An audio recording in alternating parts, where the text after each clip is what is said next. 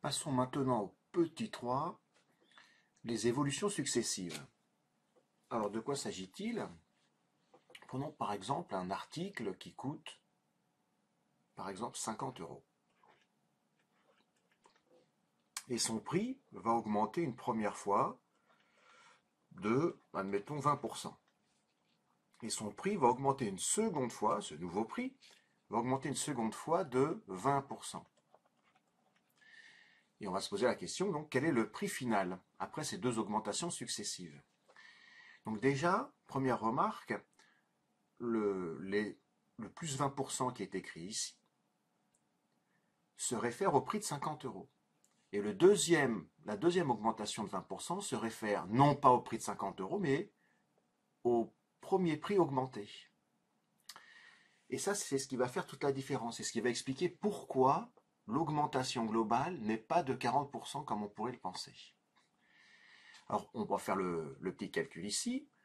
On vous rappelle que la valeur initiale multipliée par le coefficient multiplicateur est égale à la valeur finale. Ici, la valeur initiale, c'est 50. Le coefficient multiplicateur, c'est 1,2, ce qui nous donne 60 euros. On va faire la même chose. Valeur initiale multipliée par coefficient multiplicateur égale valeur finale. Donc ici, la valeur initiale, c'est 60 et non pas 50. Le coefficient multiplicateur, c'est toujours 1,2. Et ça, cette fois-ci, c'est égal à 72.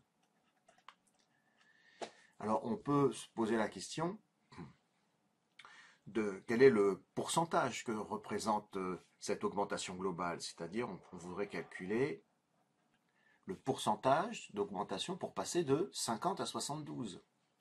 Donc, toujours en application de la même relation. La valeur initiale ici, c'est 50, multiplié par le coefficient multiplicateur, que je ne connais pas, puisque je ne connais pas le pourcentage d'évolution globale. La valeur finale, c'est 72, donc j'en déduis ici que le coefficient multiplicateur est 72 divisé par 50, c'est-à-dire 1,44, ce qui représente une augmentation de donc 44%, et non pas 40 comme on pouvait s'y attendre. Donc dans les évolutions successives, les pourcentages ne s'additionnent pas. Pourquoi? Parce que les pourcentages ne se réfèrent pas à une même quantité, mais à une quantité dont la valeur varie au cours du temps. Donc ça, c'est un phénomène à comprendre et à retenir. Alors de façon plus générale, qu'est-ce qui va se passer lorsque on a une quantité qui a une valeur initiale de V0 et puis qui va augmenter d'un certain pourcentage pour devenir une valeur V1 qui elle-même va se transformer pour donner une valeur V2, puis V3, etc. jusqu'à la dernière. Donc ici, alors ça peut être des augmentations, ça peut être des réductions aussi. Donc je vais noter ici le coefficient multiplicateur, je vais l'appeler CM1, puisqu'ils ne seront pas tous égaux. On peut imaginer une augmentation de 13%, suivie d'une augmentation de 5%, suivie d'une réduction de 12%. Tout est possible, donc je vais donner des noms. Et puis le dernier, comme ça, le coefficient multiplicateur numéro n. Bien. On sait très bien que pour obtenir V1, on fait V0 multiplié par CM1. Ça me donne V1. Si je fais V1 multiplié par CM2, ça va me donner V2. Si je prends V2, que je le multiplie, on recommence. Si je prends V2 et que je le multiplie par le coefficient multiplicateur numéro 3, ça me donnera V3, etc. Et le dernier, si je prends Vn-1, que je le multiplie par le coefficient multiplicateur numéro n, ça me donnera Vn. Et donc, je remarque ici que quand je prends V0, si je le multiplie par le coefficient multiplicateur numéro 1, ça me donne V1. Et V1, si je le multiplie par le coefficient multiplicateur numéro 2, ça me donne V2. Donc là, ce que j'ai écrit, c'est égal à V2. V2, si je le multiplie par le coefficient multiplicateur numéro 3, ça me donnera V3. Donc là, ce que je viens d'écrire ici, c'est en fait V3. Donc on comprend bien que si on continue à chaîner ces multiplications jusqu'au dernier coefficient multiplicateur, eh ben ça me donnera Vn. Voilà pour l'explication de le théorème que nous allons donner dans quelques instants, qui provient de cette écriture-là, ici. Ainsi, pour obtenir le coefficient multiplicateur global, celui qui permet de passer de V0 à Vn, ce coefficient multiplicateur global, il est obtenu en multipliant successivement tous les coefficients multiplicateurs qui ont été donc déterminés en fonction des différentes variations du prix. Donc si au début le prix augmente de 10%, eh bien le premier coefficient multiplicateur c'est 1,1. Si le prix diminue de 20%, le coefficient multiplicateur numéro 2 sera 0,8, et ainsi de suite. Et pour obtenir le pourcentage d'évolution qui permet de passer de V0 à Vn, eh bien, on calculera le coefficient multiplicateur dans un premier temps, et ce coefficient multiplicateur est obtenu en multipliant successivement tous les coefficients multiplicateurs qui sont ici. Voilà, donc maintenant on va écrire ça proprement dans le cahier. Bien, écrivons donc une première définition.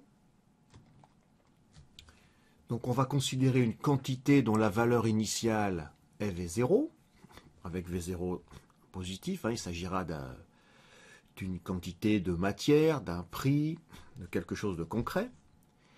Et cette quantité donc va subir plusieurs évolutions successives, donc n, de façon générale, donc à des taux respectifs T1, T2, T3 jusqu'à Tn. Et donc cette quantité va prendre respectivement, après avoir augmenté ou diminué, ça dépendra du cas, d'un taux de T1, elle prendra la valeur V1. Puis après, elle va encore évoluer avec un taux T2, elle prendra la valeur V2, etc. Alors, le taux d'évolution T, qui va permettre de passer de V0 à Vn, donc c'est ce qu'on vient de voir, est appelé le taux d'évolution globale. Ça, c'est pour le vocabulaire. Le coefficient multiplicateur donc associé à ce taux d'évolution globale, il est appelé tout simplement coefficient multiplicateur global. Bon, ça, c'est juste du vocabulaire. C'est pour définir ce qu'on entend par taux d'évolution globale et coefficient multiplicateur global. Et on va donner donc le théorème que nous avons vu en introduction, qui est le suivant. Donc si on note CM1, CM2 jusqu'à CMN, les coefficients multiplicateurs donc, qui sont associés aux différents taux,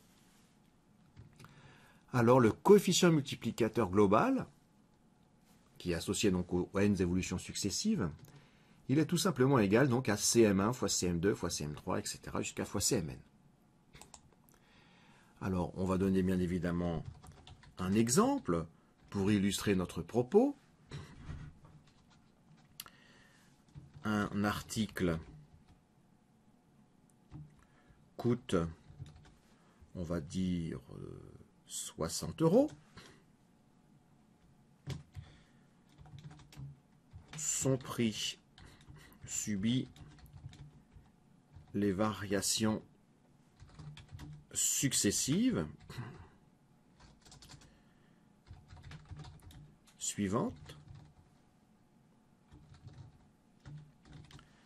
Donc plus 10%, puis plus 20%, puis moins 10%.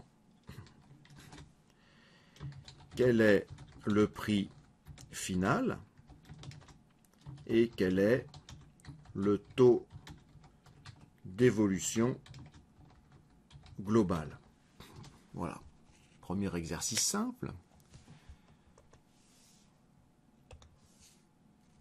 Alors, tout d'abord, eh bien, on a vu que ce qui était très important, c'était les coefficients multiplicateurs, parce qu'ils vont être multipliés entre eux pour obtenir le coefficient multiplicateur global, avant d'avoir le taux d'évolution global. Donc, on va écrire le coefficient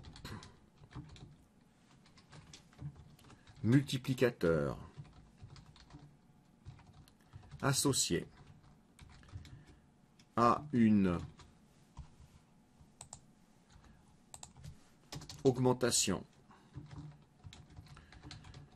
de 10% est,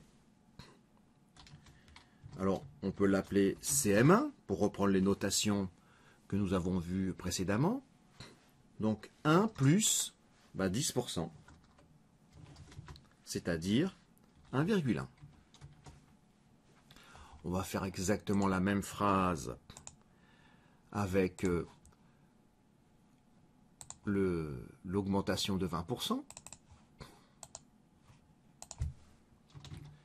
Le coefficient multiplicateur associé à une augmentation de 20%, alors cette fois-ci, ça s'appellera CM2. C'est 1 plus 20 sur 100, c'est-à-dire 1,2. Et enfin, le coefficient multiplicateur associé à une, alors cette fois-ci, c'est plus une augmentation, mais une réduction de 10%, est, alors cette fois-ci, c'est CM3, 1 moins 10 sur 100, ce qui nous donne 0,9. On peut en déduire maintenant le coefficient multiplicateur global est, donc global associé à ces trois variations successives. Donc ce coefficient multiplicateur, on l'appelle des fois CMG pour dire ce coefficient multiplicateur global. Bon, là j'ai marqué CM. Donc c'est la multiplication donc des trois coefficients multiplicateurs que nous venons d'obtenir.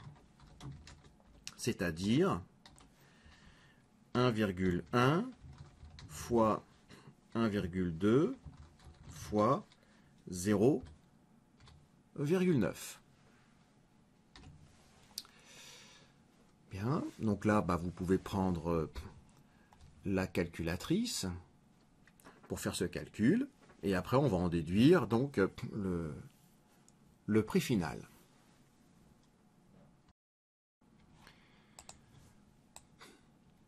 Alors, avec notre petite calculatrice, on va faire 1,1 multiplié par 1,2 multiplié par 0,9, ce qui nous fait 1,1188. 1,1188, ce qui correspond à une augmentation de 18,8%. Donc on a répondu à cette question, au taux d'évolution globale. On va répondre à la question quel est le prix final. Le prix final est, donc on va reprendre 60 €, le prix initial, multiplié par le coefficient multiplicateur global.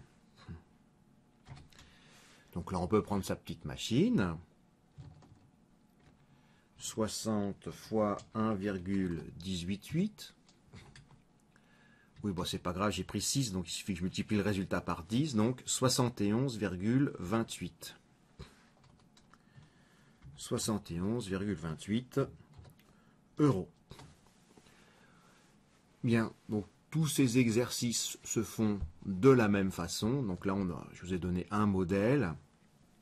Ils ne sont pas très difficiles, c'est vraiment toujours la même chose.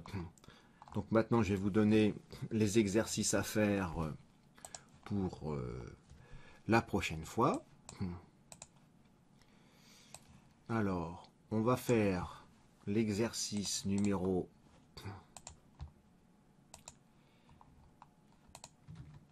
13 et 14. On va diminuer un petit peu la taille. Encore un petit peu. Voilà, les deux exercices 13 et 14 sont des exercices très classiques.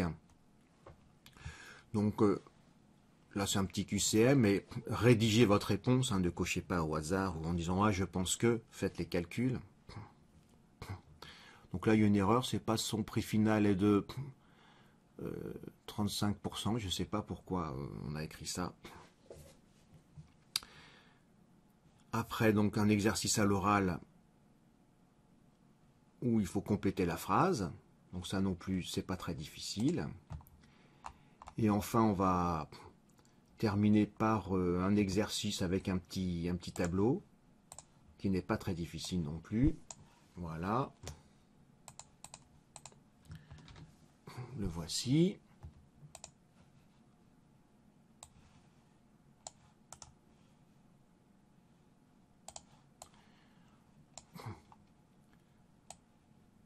Voilà, donc dans ce tableau, vous avez des variations. Donc première variation, on vous demande le coefficient multiplicateur associé à cette variation. Une deuxième variation, on demande le coefficient multiplicateur CM2 associé à cette variation. Et après, on vous demande le coefficient multiplicateur global et le pourcentage associé. Voilà, puis vous terminerez donc en rajoutant le 26 et le 28. Donc 5 exercices qui ne sont pas très longs, il y a beaucoup de QCM. Mais dans tous les cas, il faut absolument justifier sa réponse. C'est-à-dire, on fait un calcul sur sa feuille, et à l'issue de ce calcul, j'en déduis que telle ou telle réponse est bonne. Voilà, il ne faut vraiment pas faire les choses de tête ou juste avec sa machine ou autre. On écrit sur son cahier. Le coefficient multiplicateur associé à une augmentation de nanan est. On rédige proprement comme on l'a fait dans cet exercice-là. Il faut écrire, il faut qu'on puisse vous lire et comprendre le cheminement de votre pensée. Voilà. Eh bien, je vous souhaite bon courage.